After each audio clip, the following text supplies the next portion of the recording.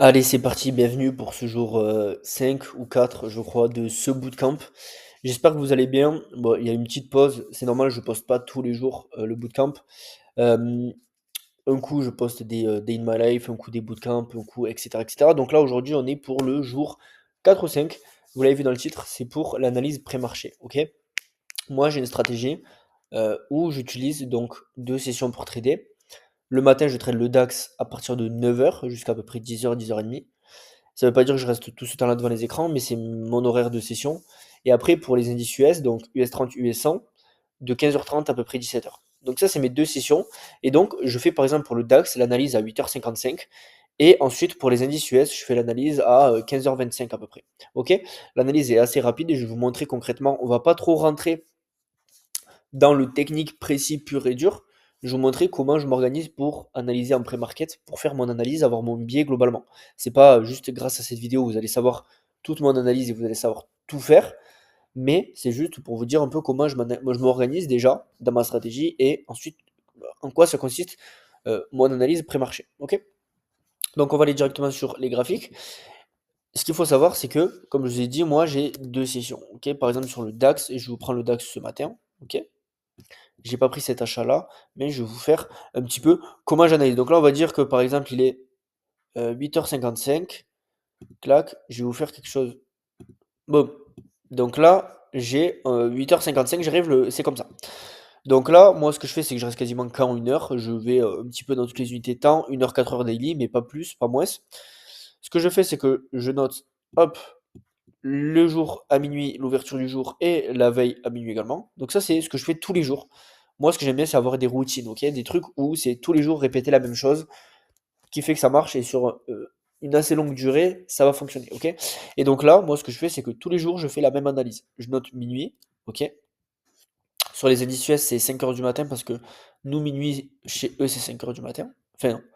Eux, minuit, chez nous, c'est 5 heures du matin. Je parle heure française. Donc, Previous Daily High, je le note. Au moins, le mettre les jours, c'est pratique pour repérer Previous Daily High et Previous Daily Low. Donc là, j'ai mes deux notés, ok? Je note aussi mon Asian Range, qui est de, pour moi, chacun a son Asian Range. Pour moi, c'est de, euh, clac, minuit jusqu'à 6 heures. Ça, c'est mon Asian Range. Et ça, c'est ce que je fais tous les jours. Et à partir de ça, j'arrive ensuite à déterminer mon billet pour 9 heures. Moi, je m'adapte en fonction de ce que les bougies me donnent. Je peux très bien, euh, à 7 heures, rien avoir comme ici, par exemple, et qu'à 8 heures, on me donne mon setup. Vous voyez, moi, je m'adapte en fonction des bougies. Si la bougie de 8 heures, ben, elle clôture, par exemple, en dessous de celle-là, qui clôture par là, ben, je pourrais m'attendre à quelque chose comme ça. Ok. Je m'adapte en fonction de ce que le prix me donne. Mais j'ai quand même mon billet. Comment je détermine mon biais? Je regarde les bougies en daily. Ok. En daily, qu'est-ce que je vois? Ben, on est clairement aussi sur le DAX. Ok. On est sur les ATH. Je préfère acheter un ATH que le vendre. Ok. Certes, je préfère acheter sur un repli. Ok. Mais je préfère acheter un ATH que le vendre. Donc ça, globalement, c'est ce que je fais tous les matins.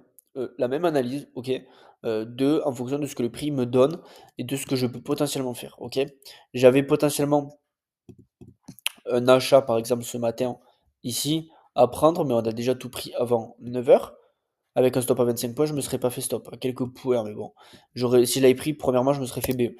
Mais je vais vous expliquer un petit peu chaque confluence, entre guillemets, ce qu'elle peut m'apporter. Ça rentre dans l'analyse après market, parce qu'une fois que j'ai mon billet après pour 9 heures, après, il peut changer. Mais moi, comme je reste sur du 1 heure, il change à chaque bougie.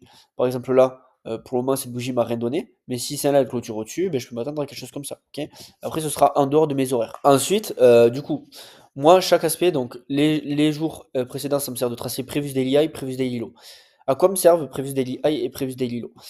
Je vais pas à chaque fois rentrer dans les détails non plus parce que c'est pas le but, c'est pas de vous faire toute ma stratégie en détail, c'est pas avantageux pour ceux qui sont dans la formation, dans l'abonnement, etc. D'ailleurs, vous avez toutes les infos en description.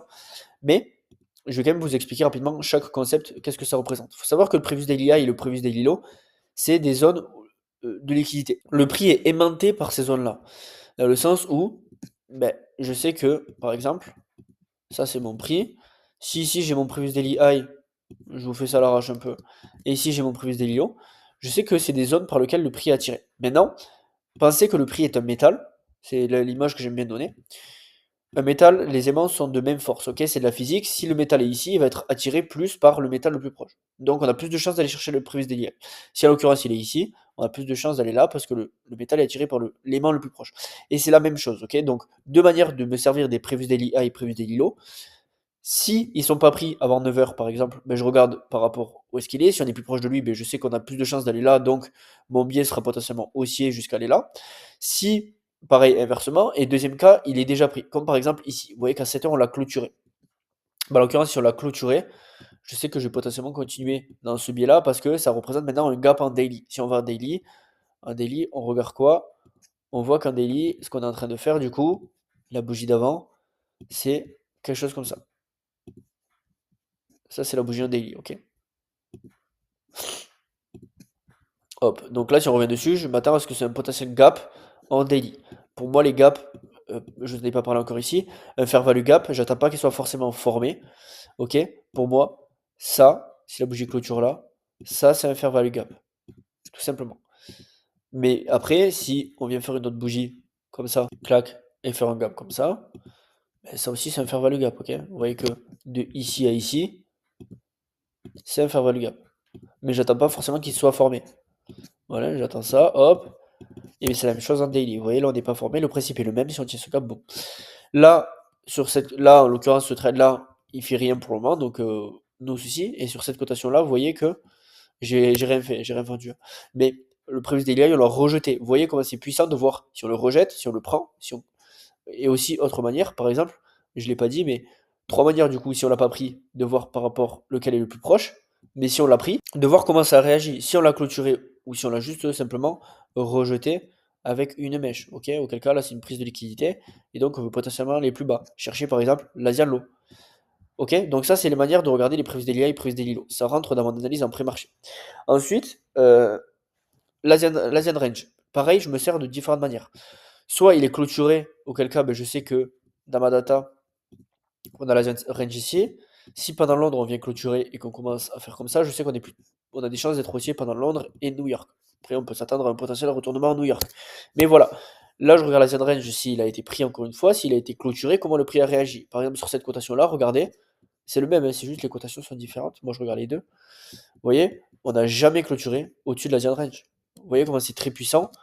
Pareil pour le Brésil, rejet, rejet, rejet, rejet. C'est pour ça que je n'étais pas très confiant d'acheter à cet endroit-là. J'avais un potentiel achat parce que quelle cotation croire au final. Vous voyez qu'on est encore en train de rejeter le Previous Daily High. Si on clôture au-dessus de l'Asian High, encore quelque chose de plutôt baissier. Donc vous voyez, voilà, c'est Previous Daily High et Asian Range, je me sers de ça. Et après, s'il n'est pas pris, pareil, on voit si on clôture ou si on rejette simplement. Si simplement on rejette, pour aller plus haut. C'est aussi simple que ça, ok? C'est la même chose. Et ensuite, je me sers des fair value gap. Par exemple, ici, sur cette cotation-là, on va regarder si c'était plus clair. Vous voyez que pour moi, on avait un fair value gap ici qui a été pris à 9 heures, à 8 heures, pardon. Vous voyez que cette bougie en 7 heures clôture au-dessus de cette bougie-là. On a aussi un gap en 4 heures. Si on se met en 4 heures, on a un gap en 4 heures ici, qu'on a très bien tenu. On avait un gap qu'on est venu chercher à 8 heures, pas à 9 heures malheureusement, donc je l'ai pas pris. Et après, vous voyez qu'on n'a rien fait. Il est 10h29, on n'a toujours rien fait. Mais voilà, c'est globalement l'analyse en pré-market que je fais au global. Ce qu'il faut retenir, c'est que moi, comme j'ai une session, je sais à quelle heure à quelle heure venir, à quelle heure faire mon analyse et ma plage horaire pour trader.